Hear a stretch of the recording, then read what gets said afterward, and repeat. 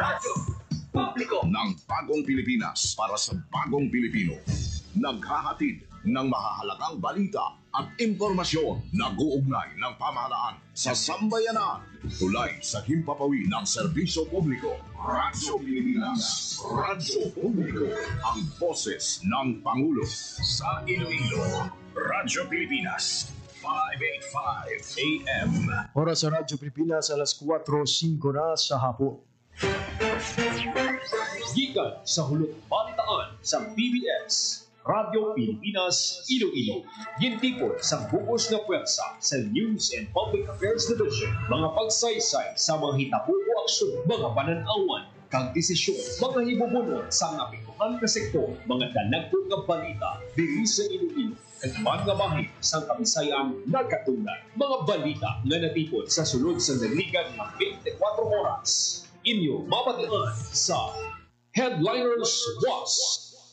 Kagkaroon, yari ang inyong PBS News Team.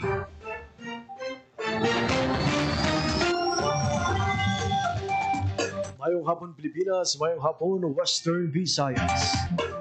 Ang Headliners Was ano sa Biyernes, Mayo 16, tuwing 2025. Konyo tagbalita, JP Harbas, kagkaroon sa aton mga headlines.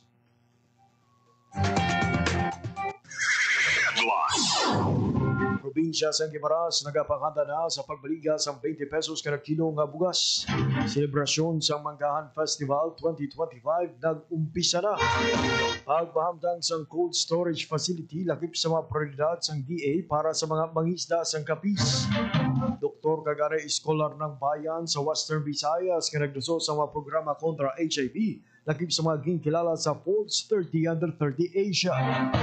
6.9 milyones pesos na valor sa illegal na droga na kumpiska sa ICPO. 109 ka illegal muffler na nakumpiska sa ICTTMO ginpangguba. Kag libre nga driving seminar sa mga estudyante ginlunsar ug mapunggan ang mga aksidente sa kalsada sa Iloilo. Oras sa Radyo Pilipinas, alas 4:07 na sa hapon. Nagkaroon sa detalye na sa mga balita. Radyo Pilipinas. Radyo Pilipinas News. Panghanda na ang provincial government sa Guimaras sa pagbaligya sa 20 pesos kada kilo sang bugas o kung ang 20 bigas meron na program sa gobyerno. Sino kay Provincial Agriculturist Alvin Nava, nakapagsumita na sa draft memorandum agreement ang provincial government sa Food Terminal Incorporated na tuhoy sa pagkuha sa supply kapag baliya sa barato nga bugas. Target sa provincial government na makakuha sa 5,000 nga bags ng bugas sa National Food Authority para mabaliga sa mga Guimarasnon. Sa pag-istorya sa Radyo Pilipinas Iloilo sa pila ka mga residente sa probinsya sa Guimaras, dakukin nga bulig ang barato nga bugas nga ibaliga sa gobyerno. Ang matipid nila sa bugas, mabakal nila si Ban nga kinanglanon sang ila pamilya. Sa karon, para ng pagpagigangot sa provincial government sa Guimaras sa FTI para mapadasig ang mga dokumento kag proseso agud masuguro na ang pagbaligya sa barato nga bugas sa mga Guimarasnon. Radyo Pilipinas. Radyo Pilipinas News. Pinilala nga paho ang ginhanda sa probinsya sa Guimaras para sa publiko sa pagbukas sa Manggahan Festival 2025 sa mga adlaw Mayo 16. Sa mga bulan sang Mayo, ginasa ulog sa mga Guimarasnon ang ginagabig Premier Agricultural Festival sa Riyon. Bida sa selebrasyon ang matamis kag world-class nga paos sa probinsya na ginadugukan sa mga dumuluong. Sa maluyag naman nga magpaayaw kaon sa paho, may mango eat all you can nga ginatanyag ang probinsya.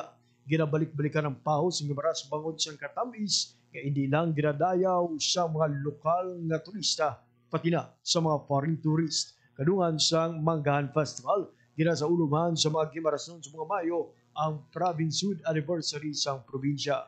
Humaling sa isa ka sa probinsya tong Hunyo 1966 tugtog sa naging probinsya sa isla siniwat nga plebisito sa tong Mayo 1992. Malayo na ang nalabot sa Guimaras. Maramo sang development ilabi na sa sektor sang infrastruktura, edukasyon, agrikultura kag turismo. Sa pagsaulog sa Provincial Anniversary sa Guimaras, ginaklaraman nga special non-working holiday ang Mayo 22 sa bugos nga probinsya sa gahum sang RA 1118 na ginpirmahan Diyan ay Presidente Rodrigo Duterte. Sa pag-umpisa sa selebrasyon, ginpahayag ni Gibaras, Governor J. Saraman Nava nga hindi lang matamis nga paho ang igatanyag sa probinsya. Bangod madamo nga aktibidad ang ginahanda sa gobyerno probinsyal para sa tanan.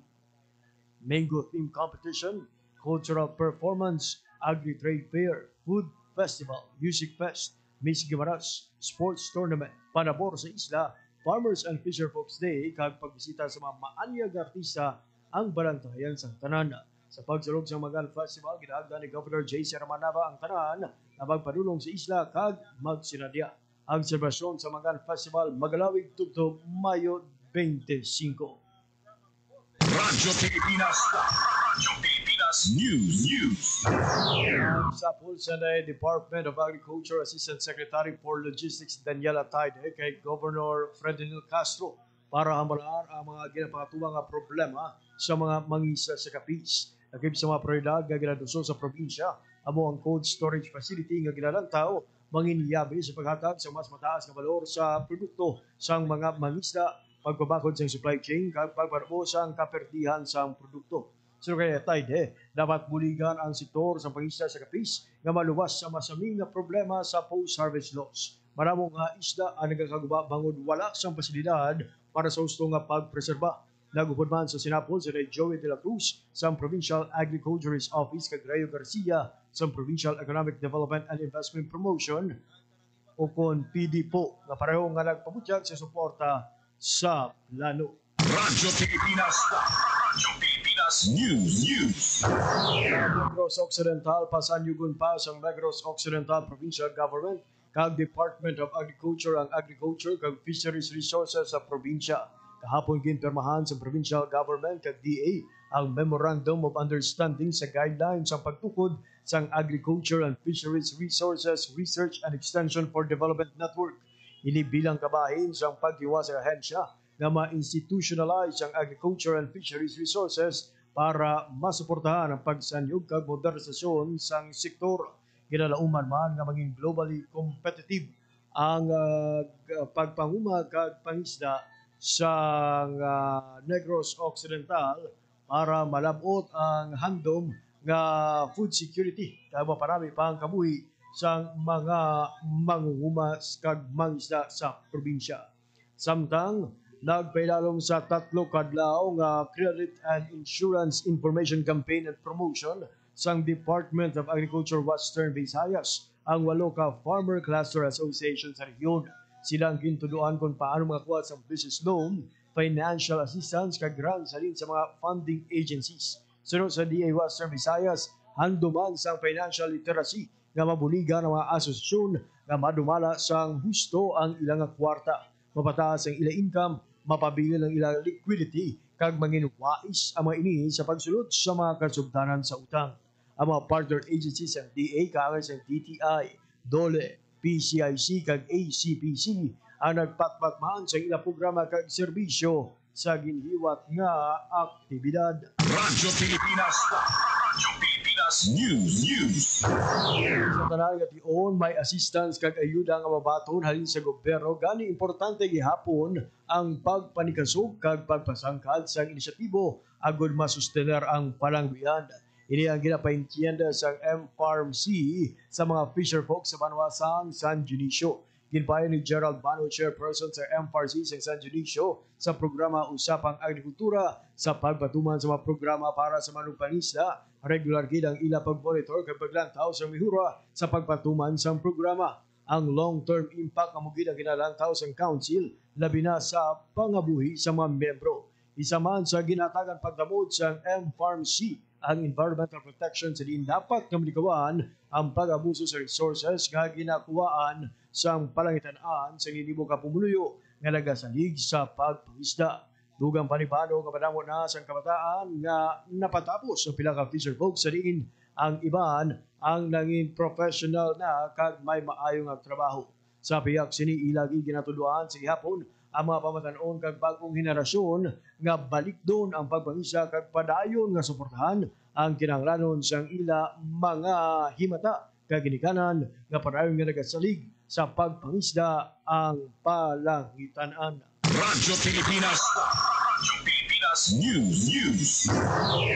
Ang pagpamembro sa asosasyon sa mga fisher folks ginapangupit sang M-Farm C sa Banwa sang San Dionisio. Ang detalye sa balita sa report ni Janelle Baclay. Radyo Pilipinas. Radyo Pilipinas. Radyo Pilipinas. Radyo Pilipinas. Report. Hindi sa tanan nga tiyon may assistance kag ayuda nga mabaton na rin sa gobyerno gani importante gyapon ang pagpanikasog ug pagpasangkad sa inisyatibo.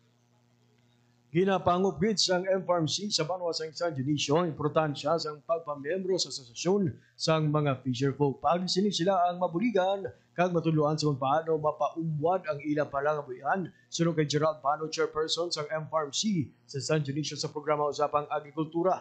Kaupan ng Department of Agriculture kag BFAR, sila nagapatigayon sa paghanas, lecture kapag ginunanon sa mga concern sa mga mangingisda. Magluwas kinahatag assistance ang importante sa tanan nga mapabago ng ila pananawan sa pagtipig sa ila palangabuyan kag mapabilin ang paghalong sa dunang manggad labi na sa kadagatan dugang pa ni Bano.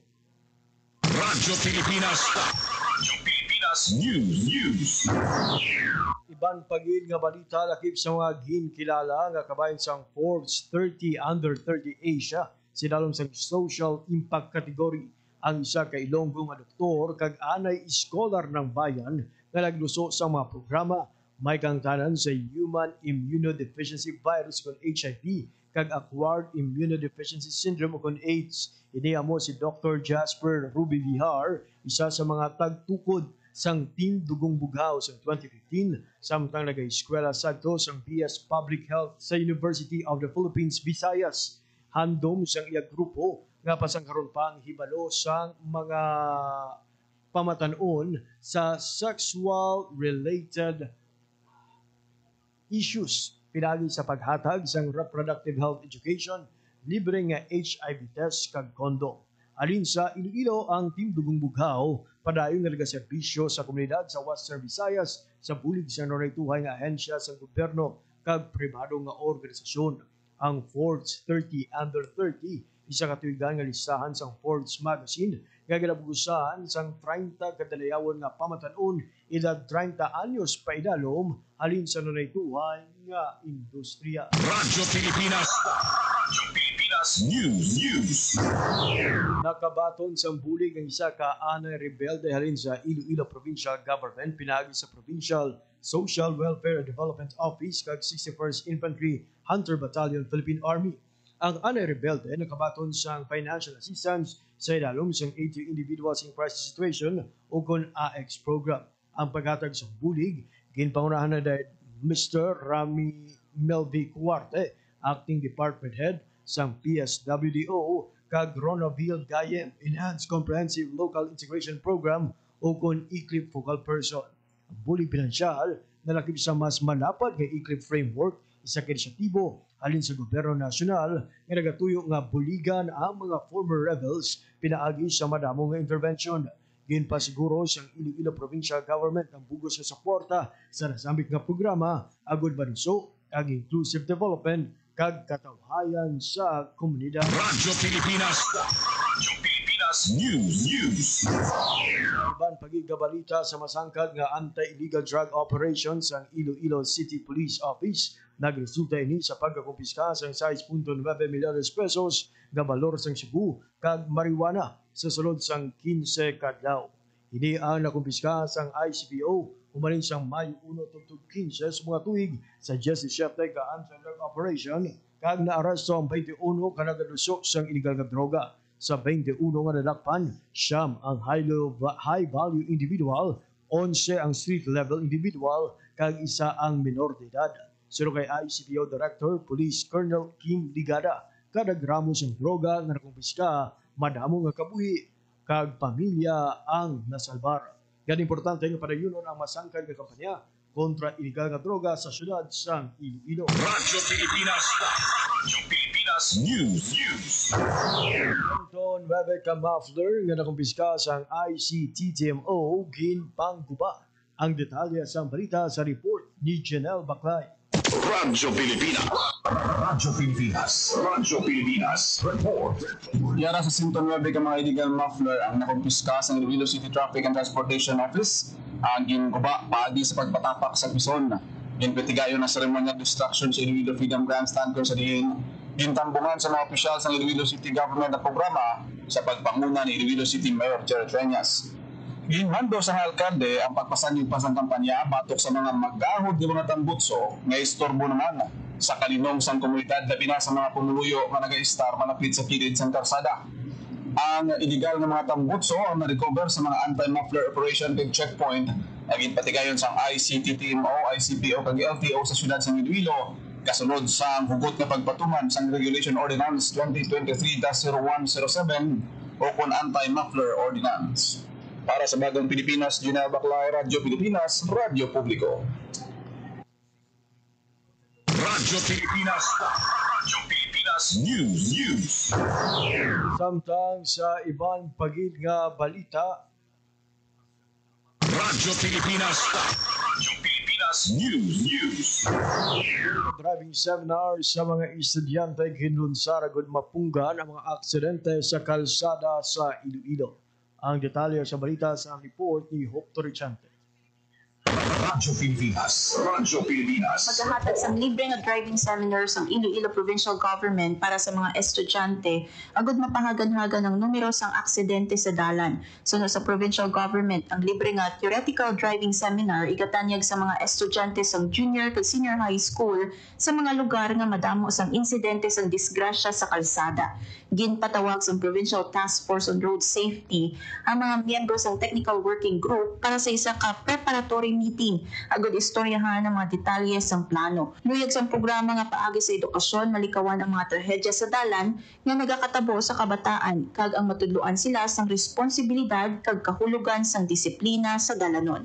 Para sa Bagong Pilipinas, Hope Torrichante, Radyo Pilipinas, Radyo Publiko, Iloilo. Radyo Pilipinas. Radyo Pilipinas News.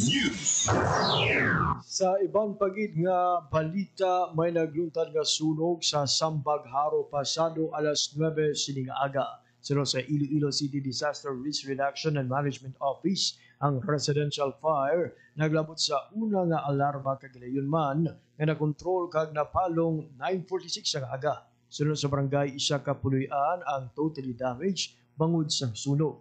Na-activate naman ang daycare center bilang evacuation center para sa apektadong pamilya, samtang CSWDO naman ang naghatag sa food kag non-food assistance sa mga biktima. Radyo Pilipinas. Radyo Pilipinas News. Tapusan nga balita, Radyo Pilipinas. Radyo Pilipinas News. madinalago ng Uplan Halalan 2025 sa More Electric and Power Corporation sa siyudad sa Iloilo. Ang kumpanya wala siyang may nabalhag na major power-related incident sa masobra 30 ka oras nga pagbantay sa Iloilo. Sunod sa More Power, may pila kaging palabot sa 24/7 hotline ng electrical concern kag gilayon nila ini nga ginrespondihan. Nibluan nga yara sa masobra 100 ka personnel sang kumpanya ang naglibot sa nagkailaing eskwelahan agud malantaw ang tag sa kasitwasyon umpisa sa adlaw sang eleksyon tubtob natapos ang proclamation sa mga nagdalaog nga kandidato. Ang kadalagan sang Uplan Halalan 2025 resulta sang pagpiniligay sang Commission on Elections, Media kag tanan nga Ilonggo. Manunuman nga sang 2023 barangay kag sangguniang kabataan elections nangin 100% man nga uninterrupted ang supply sang kuryente sa Iloilo City. Radyo Pilipinas. Radyo Pilipinas News. Radyo Pilipinas, alas 4:24 sa hapon. Nagamoy adto ang mabalita na tipon kag ginbantayan sang Radyo Pilipinas Iloilo News Team. Para sa Iloilo Buwas mga adlaw sang Biyernes, Mayo 16, tuig 2025. Sa ngalan sa akong mga katuwang teknikal, Engineer Roy Louie Kaypang sa studio, kami sa Rochelle Jones Otahero sa transmitter. Ako na barang inyo langin tagbalita, JP Herbas. Madamo nga salamat sa inyong pagpamati. Maayong hapon, Pilipinas. Radyo Pilipinas. Radyo Publiko.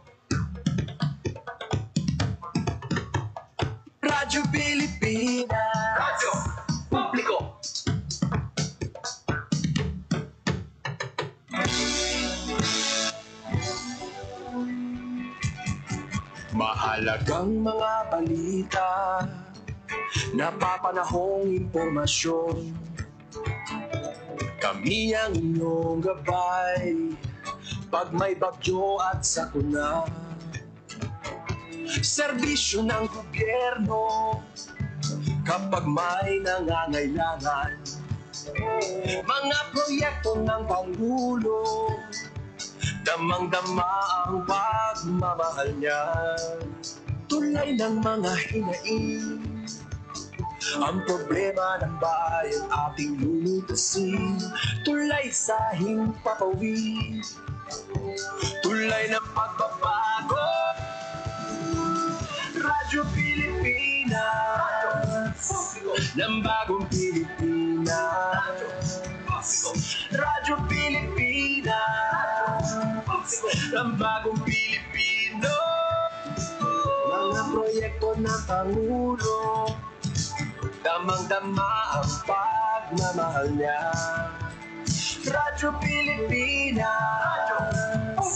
ang boses ng Pangulo.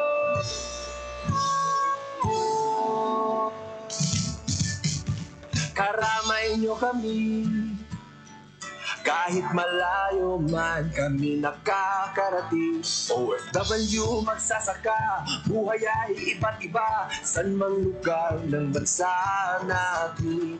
Tulay ng mga hinaing, ang problema ng bayan ating lulutasin. Tulay sa himpapawid, tulay ng pagbabago. Radyo Pilipinas, ng bagong Pilipinas. Radyo Pilipinas, ng bagong Pilipino. Mga proyekto ng Pangulo, damang-dama ang pagmamahal niya. Radyo Pilipinas, ang boses ng Pangulo.